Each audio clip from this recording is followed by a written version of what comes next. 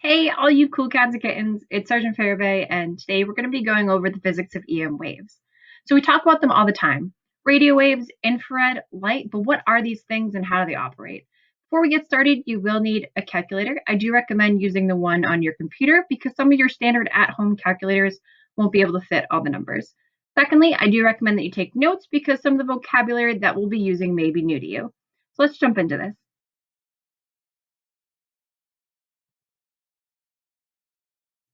Our DLOs. This is what I want you to be able to get out today. Locate a wave's wavelength, solve the frequency equation. This is really key to understanding the relationship between frequency and wavelength, and identify the starting phase of a wave. Here's our agenda. We're going to be going over electromagnetic fields, wavelength, frequency, phase, polarization, and then we're going to finish up with some discussion questions and a survey monkey. Electromagnetic fields. Electromagnetic waves are made up of two fields, an electric field and a magnetic field. Well, how are we able to generate or create these things? First, we're going to start off with an electric field. I'm going to grab two charges.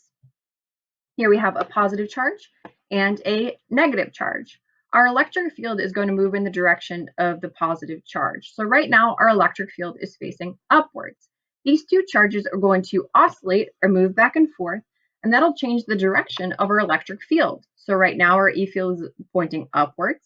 When the two charges come together, that's when our electric field is going to be equal to 0 or sit on the x-axis. When our positive charge is facing downwards, that's when our electric field is going to be facing downwards. So if you look at the image on our right, we have our electric field depicted in red. At first, it's upwards. It hits that x-axis, and now it's 0, and then it's facing downwards. So because these two charges are moving back and forth, we create an electric field. Well, how are we able to create a magnetic field? Let's check that out. First step in generating a magnetic field is grabbing a wire. We're going to take this wire and apply current to it. What current is the flow of electrons. Since electrons are negative, they're going to move towards the positive side. So let's say our positive charge is up top. Our current, our flow of electrons, is going to be moving upwards towards that positive charge. Well, when we apply current to a wire, we actually generate a magnetic field around the wire. How do we know which way our magnetic field is going to move? Well, this is where the right-hand rule comes into play. So you take your right hand, and your thumb is going to be the direction of your current, while your fingers are going to be the direction of your magnetic field.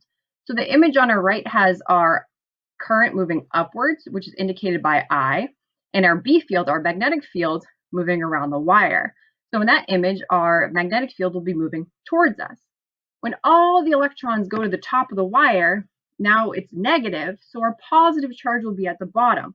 So our current flow is going to be flipped around, and our magnetic field will be flowing away from us. So let's look at that previous image. Our magnetic field is depicted in blue. At first, we have it moving towards us.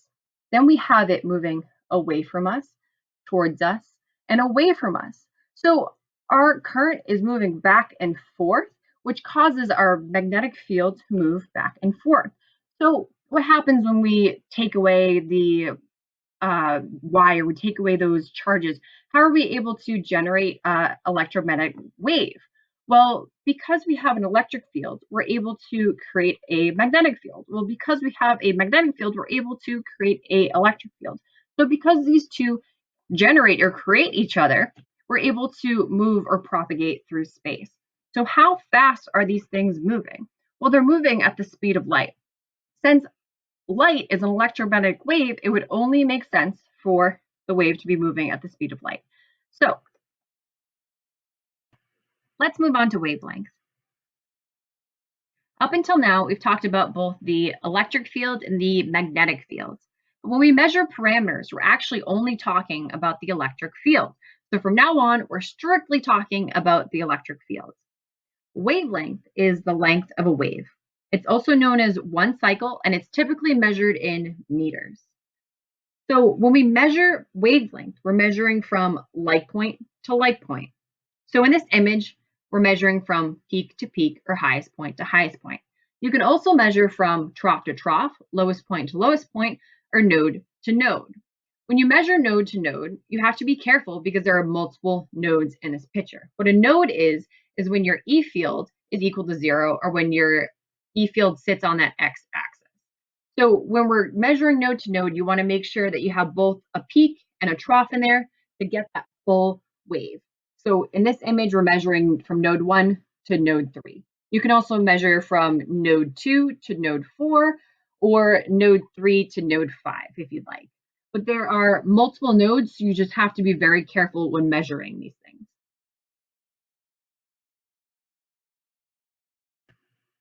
Frequency. Frequency is another one of those things that we talk about all the time, but what is it? Frequency is defined as oscillation rate, so the rate at which those two charges are moving back and forth. Something with a high frequency is going to have a fast oscillation rate. Something with a low frequency is going to have a lower oscillation rate. Frequency is measured in hertz. What hertz is cycles per second. So one wavelength is equal to one cycle. So when we say 50 hertz, we're saying 50 wavelengths per second. Something with a higher frequency is able to fit more wavelengths into that second than something with a lower frequency. So this is where wavelength really comes into play. Something with a high frequency is going to have a short wavelength. You can fit more into that second. Something with a low frequency is going to have a longer wavelength. You can fit less into that second. So we can really prove this mathematically by looking at our frequency equation. Frequency is equal to speed of light divided by wavelength. Let's move on to some problems. So on our left, we have a graph. On our y-axis, we have amplitude measured in meters, saying how tall is this wave? This wave is 11 meters tall. Our distance is measured in meters. Distance, pretty self-explanatory, length of something. So the first step in solving this problem is to find wavelength. So like point to like point. Because I don't want to do any more math than I have to, we're going to be measuring from node 1 to node 3. So the first time our E field hits 0 to the third time it hits 0. We have to get both that peak and that trough in there. So what it comes down to is our wavelength is going to be equal to 34 meters. So this is where you got to grab your calculator. You're going to type into the calculator 3 followed by 8 zeros, or if you know how to use scientific notation on your calculator, by all means type in the 3 times 10 to the power of 8. So that is your speed of light. So 3 times 10 raised to the power of 8. So you're looking at about 300 million meters per second. That's speed of light. We're going to take that and divide it by our wavelength. So speed of light divided by 34 meters. That's going to give us our frequency. This is a ridiculously high number. We have 8,823,529.412, or if we round up, about 9 million hertz. So remember, hertz means cycles per second.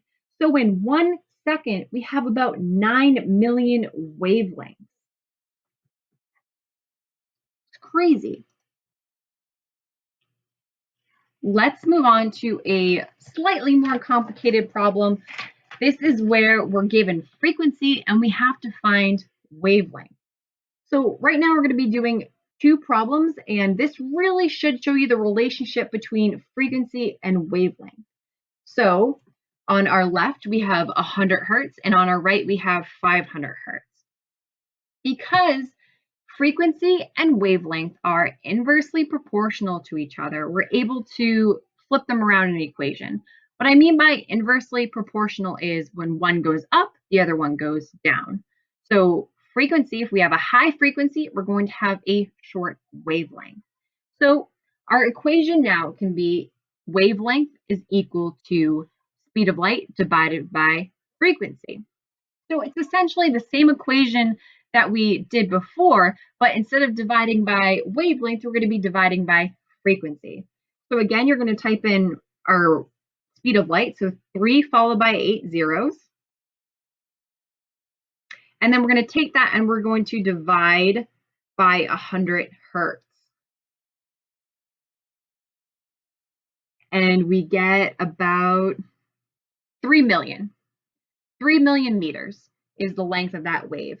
So to put in terms that we kind of all know, it's 1,900 miles. So about Boston to New Mexico. That's one wavelength. So that's huge. Now let's solve for 500 hertz. We're going to take our speed of light, 3 followed by 8 zeros. And then we're going to divide it by 500 hertz. And that's going to give us 600,000. So we're looking at about 800 miles. So Boston to South Carolina. Again, that's a pretty large wave, but significantly smaller than the wavelength of 100 hertz. What I want you to get out of this is that these two parameters really affect each other. When I have a high frequency, I'm going to have a short wavelength. When I have a long wavelength, I'm going to have a low frequency. They're inversely proportional to each other. If one goes up, the other one's going to go down. Let's look at this GIF of two kangaroos with different frequencies. The kangaroo up top has a higher frequency. It's jumping more often. Its wavelength or its jump length is going to be shorter. So remember, wavelength, we're measuring from leg point to leg point. So if we measure from peak to peak, highest point to highest point, it's going to be shorter compared to the one on the bottom, which has a more drawn out jump and a longer wavelength. So the kangaroo on the bottom has a lower frequency. And again, its jumps are very drawn out. It's not going to be hopping as much. These kangaroos are going to be moving at the same speed across. So let's look at the GIF.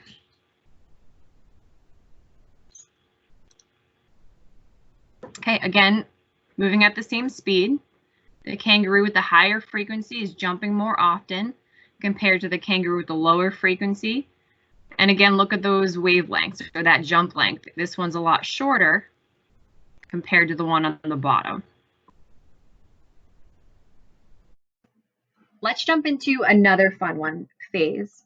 So phase is defined as a point. On our circle, we have points A and B, and on our wave, we have points A and B.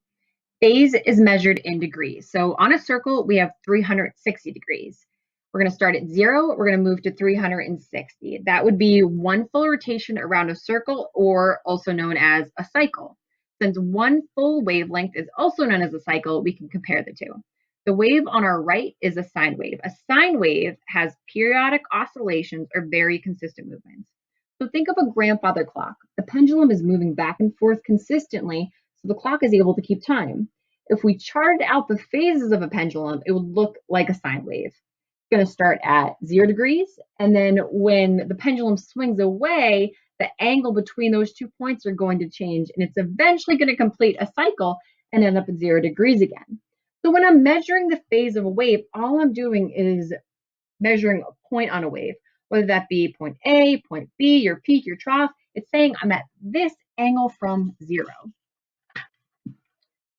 So waves can start at different phases. They don't always have to start at 0 degrees. It could start at 90, it could start at 180, but what's important is recognizing when waves are in phase or out of phase.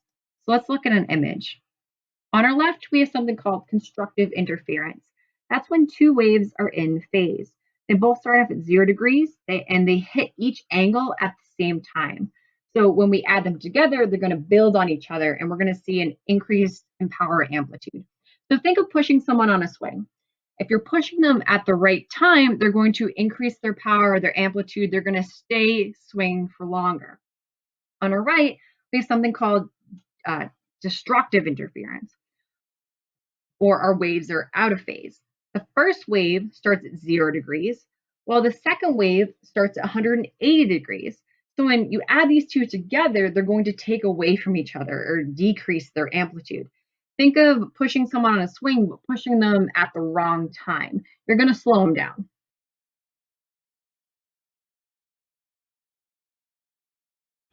Okay, so I have another GIF to show you. This one is about that grandfather clock analogy. So we have a pendulum swinging back and forth, creating our sine wave. If we were to measure the phase, our 0 degrees would start out behind this ball. It's going to go up. It's going to hit 90 degrees. It's going to go back down. Now this isn't 0 degrees again. This is 180 degrees because we haven't completed a full cycle or a full wavelength. We haven't gone from leg point to leg point. It's going to come back up.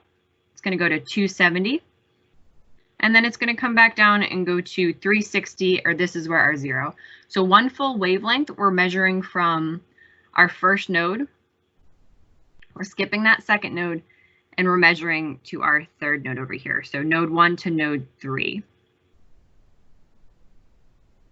When we're looking down, for all you imagery people, this would be your nadir. When your camera angle changes, your angle is going to change. So if my camera was to move over here, it'd be looking at 90 degrees. And if it was to move over here, it'd be looking at 270.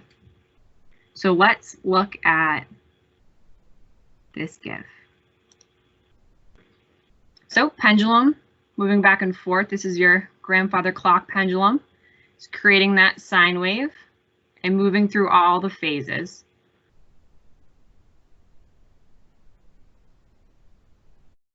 Moving on to our final concept, we have polarization.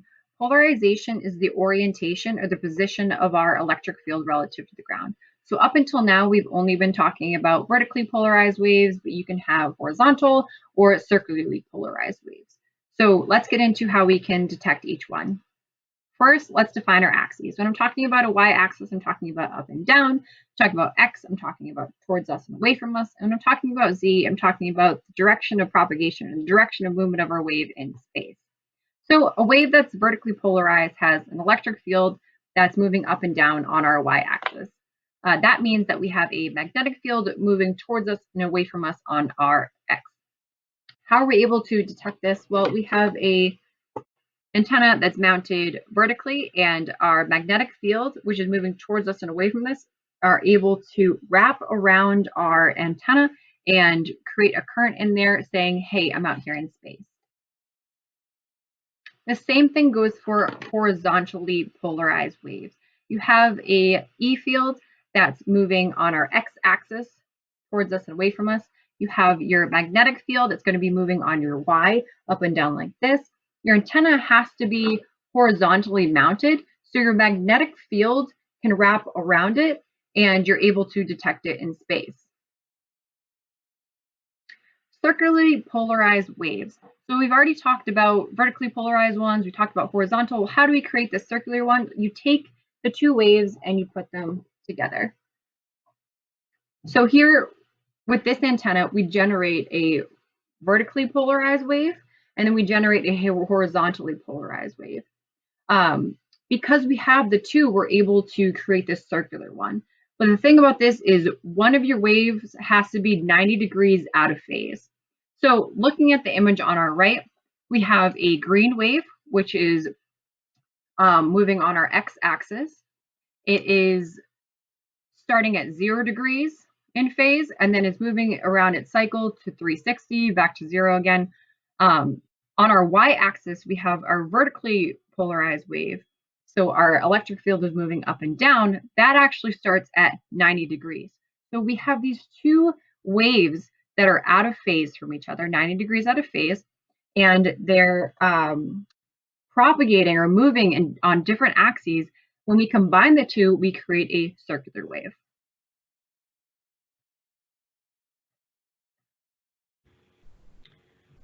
Since we always measure parameters using the electric field, when we talk about polarization, we're talking about the orientation of the electric field to the ground. So in this image, we have three different waves. We have a vertical wave, this blue one. We have a horizontal wave, the green one. And we have a circular one, which is the red dotted line. We have three different axes. We have a y-axis, up and down. We have our x, left and right, and we have our z. This is the direction of propagation or direction of movement. So if I was to go on a trip and I wanted to go to California, my direction would be z. It doesn't matter how I got there. It doesn't matter if I'm flying in a plane or driving in a car, I'm just going in the direction of z, or west. So if I have a vertical wave, I'm moving up and down on this y-axis. This is where we can go back to that kangaroo, where it's jumping up and down.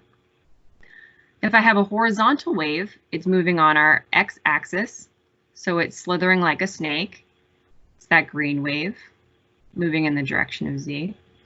And if I take these two and I combine them, I'm going to get a circular wave. So circular waves kind of look like slinkies stretched out and just spinning through space. Now, in a minute, we're going to see how these move, but let's first talk about how phase really impacts the creation of a circular wave. So going back to phase, we'll look at this green horizontal wave. So we typically see it starting off at 0, it moving through its full cycle or full wavelength, all the way back to 360 or 0 degrees again, where it starts another cycle. But this vertical wave is 60 degrees, or not 60, my apologies, 90 degrees out of phase. This is important for creating that circular wave. So instead of starting off at 0, like this green wave does, it starts off at 90. So it starts off at the peak. And one full cycle is going to be 90 to 90 instead of 0 to 0. So 90, 180, 270, 360, or 0, and then 90 again. So it's important while creating a circular wave that it's 90 degrees out of phase. So let's look at how these move.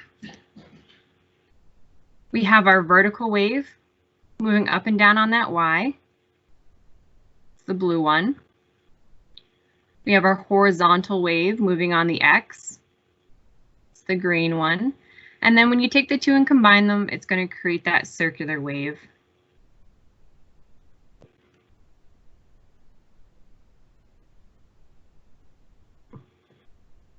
Now, when we transmit, we're really focused on this electric field. So the orientation of our antenna is going to match our electric field. So if it's vertical, our antenna is vertical, our electric field is going to be vertical. That means that our magnetic field is going to be perpendicular, or what we call orthogonal, so 90 degrees away from that E field. The magnetic field is important when we start talking about the detection of the wave. Let's first look at horizontal polarization though. So for a horizontally polarized wave, you're going to have a horizontally polarized antenna. So our antenna is going to match our electric field, and our magnetic field is going to be perpendicular.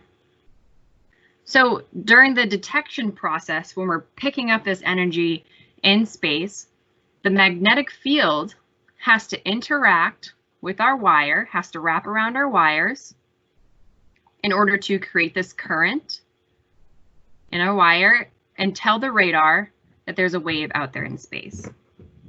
So electric field is important for transmission. The magnetic field is important for detection. Here's everything we went over today: electromagnetic fields, wavelength, frequency, phase, and polarization. What I want you to do now is go through and complete that SurveyMonkey listed at the bottom. Questions 1 through 4 are going to be referring back to this image on our left. So thank you so much for coming out here. I really appreciate you spending the time watching this video. If you have any questions at all, please feel free to email me. My email is going to be below. And again, thank you so much. Have a good one.